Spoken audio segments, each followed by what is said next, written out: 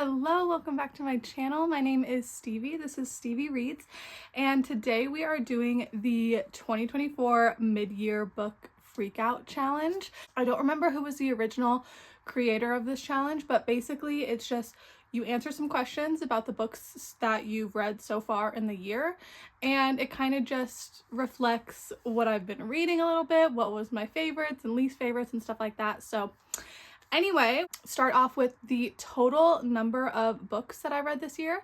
So far, well, I'll just tell you that I always set my Goodreads goal to 100. Every year it's always 100. Always hit it, but normally just by a little bit. Like, I think a couple years ago it was like 107, last year it was like 103, so I hit 100 but just barely, and like December's stressful because I'm trying to like get it done. But so far we are in the last week of June, so we're like officially halfway through the year at this point, and I have read 65 books. So my Goodreads right now says I'm like 16 or 17 books ahead, which is amazing. I'm super happy with that. And yeah, I read 65 books. So out of those books, question 2 is we're getting like right into it on like the big question. What is the best book that I've read so far in 2024?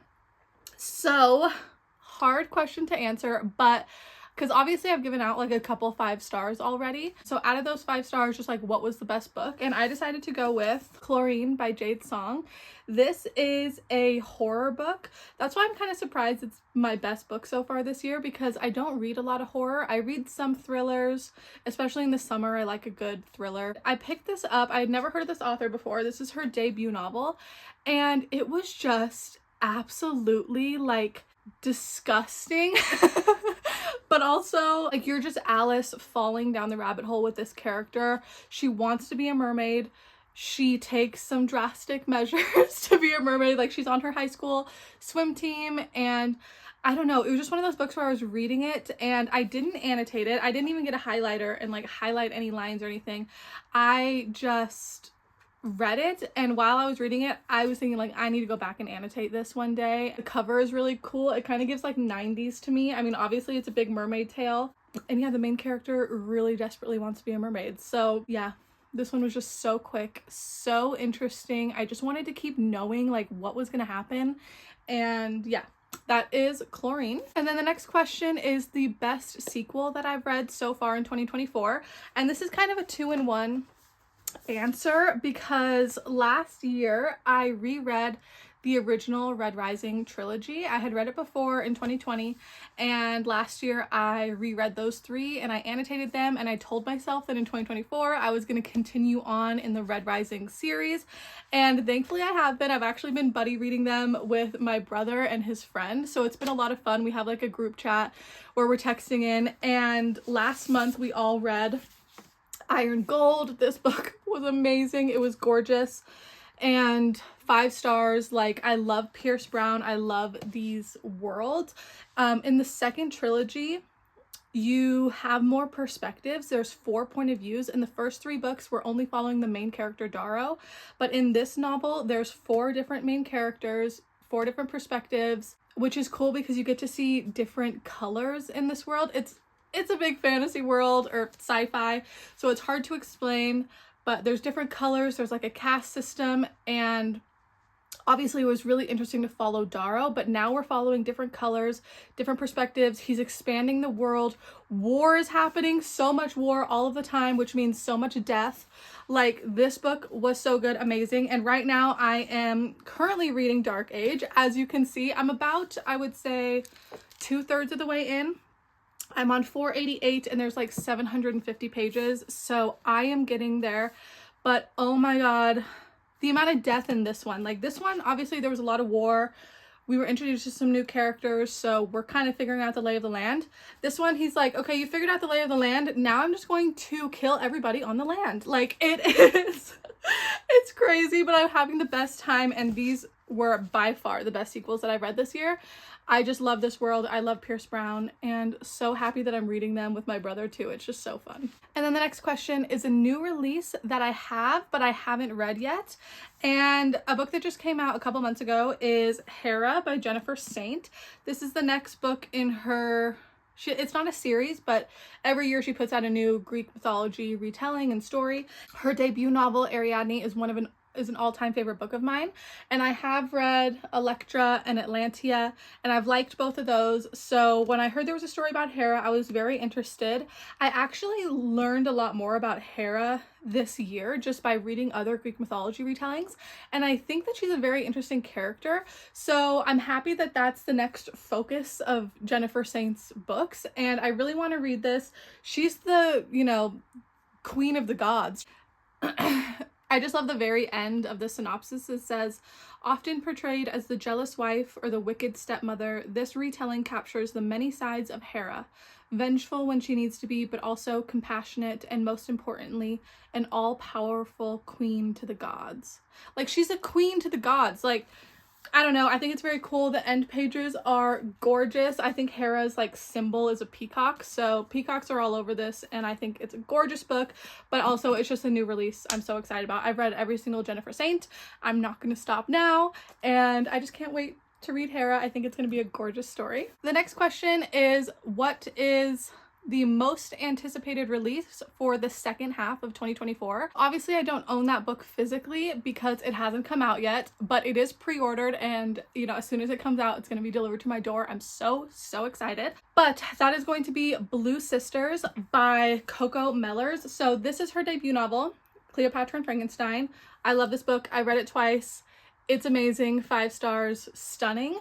So this was her first book that ever came out, and as soon as I finished it, I was like, I want to read more of Coco Mellors, and that is going to be Blue Sisters. So that's coming out, I think it said September, and I'm so sad about it. I think it came out earlier in the UK, like I think it's already out over there. And the reviews that have been coming in, like everybody loves it. I cannot wait. I absolutely adored Cleopatra and Frankenstein, so Blue Sisters just sounds gorgeous. Once it gets delivered to me, I will be reading it right away. But yeah, that's my most anticipated book for the second half of the year. I've been looking forward to it since like the beginning of last year, so I am so ready. And then the next question is the biggest disappointment so far this year.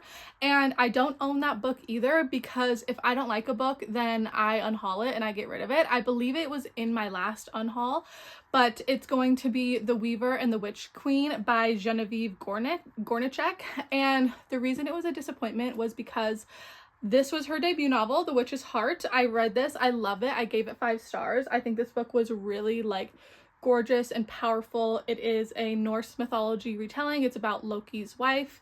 And yeah, it was just amazing. A banished witch falls in love with the legendary trickster Loki. Like, it was such an interesting story, and I don't know, I just really loved it. So when her second novel came out, The Weaver and the Witch Queen, I bought it and I attempted to read it, but I actually DNF'd it. I didn't even finish it because I was so bored and I just didn't care about any of the stories or the characters. I think I was about like 150 pages in, and I was like, if I'm this far in and I don't care, I'm gonna give up. So I gave up. I unhauled it. I don't have that book anymore, and I'm sad that I was disappointed, but I move on. And the next question is the biggest surprise. So this one wasn't like a crazy shocker, but I was just like pleasantly, surprised, I guess that's the question.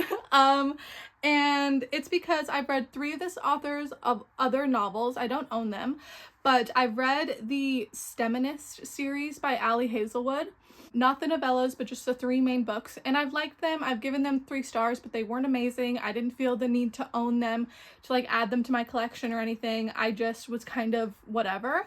But then I picked up Bride. This one was actually really surprising. This was her first foray into like a paranormal romance, and it is an arranged marriage situation between Misery, of course her name is fucking Misery, but Misery, who is a vampire, and Lo, who is a werewolf. And I just really liked Misery and Lo. I liked their story. It was obviously a romance, but also like the politics in this, as far as like, the werewolves and the vampires are enemies, so you see like the war kind of going on. And I don't know, this was just a surprise because I thought I was gonna feel average about it, like I do all of Allie's books, but I was surprised. I really actually ended up liking this. I didn't give it a 5. I think I gave it a 4 because it wasn't, perfect in my eyes, but I was expecting like a 3. I was surprised. I really liked Bride. happy to have read it. The next question is new favorite author, and this one was a little bit hard for me because if I read one book by an author and I give it 5 stars, I don't consider them a new favorite. Like how I just at the beginning of this video talked about how much I love Chlorine. I wouldn't classify Jade Song as a new favorite author because I've only read one of her books. And so I can't really like classify that. But if I read 2 books by an author or 3 where they're 5 stars, all-time favorites, you know, then I'm like, that's a favorite author. I like multiple of their stories kind of thing. So the last 2 years I read Acts of Desperation by Megan Nolan, and I read it twice because I love it. I think it's an amazing story, and it's very depressing, but I love it so much. And so Megan came out with a new book this year called Ordinary Human Failings. And I read this and I gave it 5 stars and I loved it. Now that I love 2 books by Megan Nolan, I feel like I can say that she's a favorite author. And yeah, I just ended up really liking this Ordinary Human Failings. Just a book about ordinary humans and their failings. Anything Megan puts out, I'm gonna read, so I think that classifies as a new favorite. Next question is new fictional crush, and so this is gonna be a repeat, and it's because I haven't read a whole lot of romances this year so far, but we are in summer, so, you know, hopefully we'll get back into the mood of it. I've just been in my, like, hard sci-fi era, reading a bunch of Red Rising, but hopefully I will get back into my romance. But anyway, I'm repeating. New fictional crush, it's gonna be low. I mean, he's a werewolf, but he was also just kind of stunning. So yeah, I don't know. Maybe it's because they're dynamic. It was all the tension of like, he's a werewolf, she's a vampire. But I just really ended up liking low. And out of all of the heroes that I've read so far this year, all the romance books, this is the hero that stood out. I really, really like low. So anyway, next question is new favorite character, and this favorite character actually has the whole book named after herself, so if that tells you anything, but that is going to be Annie Bot by Sierra Greer. I really liked following Annie. She's an AI. This is a book about, she was made to be like a pleasure bunny, which really gross. Like this man purchases her and she lives in his house basically to just have sex with him all the time, and he wants her to clean and like stuff like that. She's like a AI girlfriend, but yeah, she's very intelligent. I mean, she's an AI, and it was really cool to be in her head. I think I read this in like 2 days. It was super quick, and I just remember like out of all the new characters that I've read this year, Annie really stuck out as somebody that I was like, this bitch is crazy. Like, it was just really fun and exciting to be in her head. Next question is a book that made me cry, and I don't feel like I've cried a whole lot this year, so that's nice. But one book that really hit me emotionally, and I do remember like flipping the last page, there was a tear coming down my cheek, and that is going to be The Mermaid of Black Conch by Monique Raffé. This was a gorgeous story. Another one about mermaids. I kind of unintentionally have been reading a lot of mermaid books because I've read Chlorine, this one, and I read The Pisces this year, all kind of around the same time. And I was like, why am I just in my mermaid era? But anyway, it was a time of year when I couldn't go swimming, so I was just reading about mermaid swimming apparently. But this book was really amazing. It was about a mermaid who was captured by some fishermen and taken to, it was near a Caribbean island of Black Conch. So I actually listened to this on audio and I physically read it. I had a little highlighter to highlight favorite lines, but I liked the audiobook because it was narrated by somebody with like a Caribbean accent. It sounded like a Jamaican accent to me, but I'm not very good on accents, so they all kind of sound familiar. But it was a very cool audiobook narrator. He gave a lot of life to the story, and it was 2 narrators because we're in the perspective of the mermaid, and then also the perspective of this man named David, who kind of takes her away from the fishermen and brings her back to his house, puts her in a bathtub, and like tries to take care of her and get her back to the ocean, and it all gets fucked. But yeah, it was a very gorgeous story. It was just very emotional in the end, and I don't know. It was one that, you know, you finish it and you think about it for days on end because you're just like, how did somebody come up with that story? People are so creative, and yeah, I just really loved it. Love the audiobook, really recommend it, and it made me cry. Okay, and the next question is a book that made you happy. It's so heavy to hold up, so I'm just gonna be very quick about it because I don't have the arm strength for this series, but it is going to be Lore Olympus. These are huge giant hardbacks of a graphic novel series about Greek characters. It's a Hades and Persephone retelling, but you have all the Greek characters. You got Zeus and Hera and Poseidon, and I'm putting it down. Ugh. But I reread the first 4 books, I think, in this series. I had already read 4 of them. And then I read the 2 that I hadn't read before, which was volume 5 and 6. And I love this series. I loved rereading them. I loved reading these 2 new ones. The 7th one comes out in October, so I will be buying that and reading it. The series just gives me a lot of happiness. It was so fun to just binge this series again this year. I just love this world and these characters so much. I just love Greek mythology so much. And the art style is gorgeous. Spoil it, you know? But very gorgeous story. And yeah, happy to have reread them and continued on in that series. We are getting to the end here. Just a couple more questions. What is the most beautiful book that I've bought so far in 2024? I've hauled a lot of books. I actually have a really big book haul that I need to film because your girl's been buying. I'm trying to not as much, but it's just hard when they're on a really good price and, you know, whatever.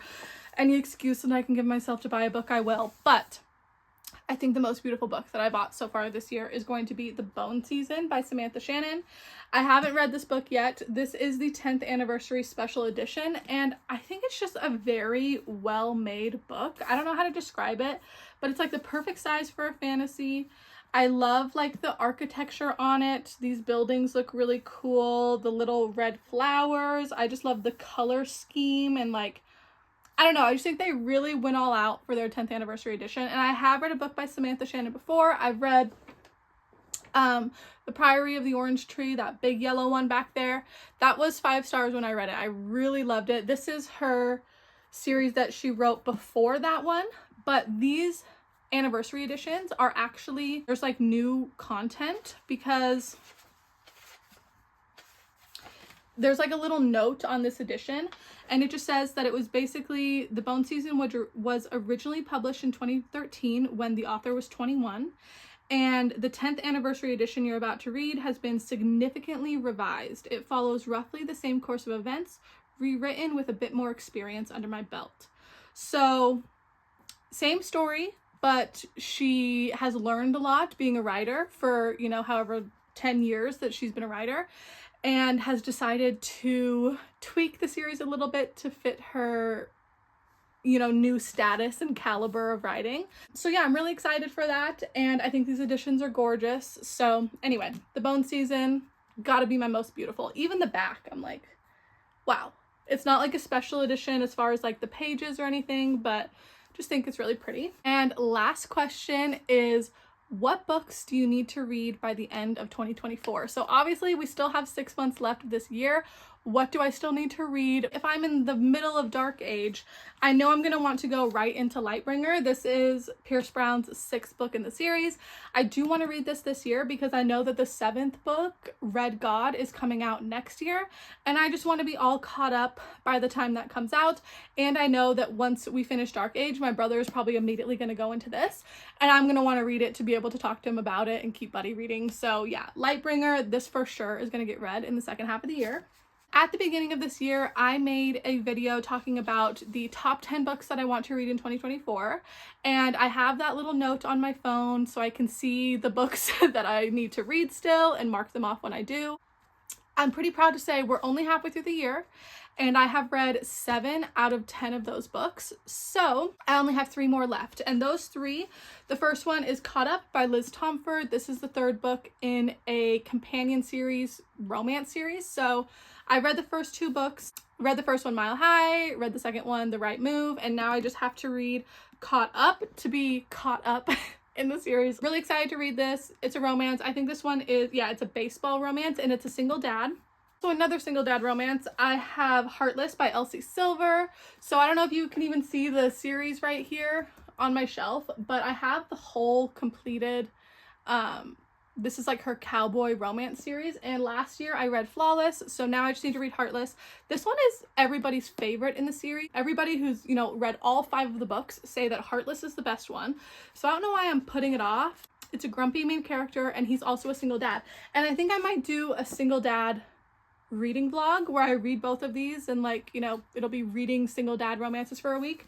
But I just need to read both of these. They're like easy romances, so I don't know why I haven't, but I put both of these on my top 10 just because I wanted to continue in those series, because I need to keep continuing, otherwise I can't keep starting new ones.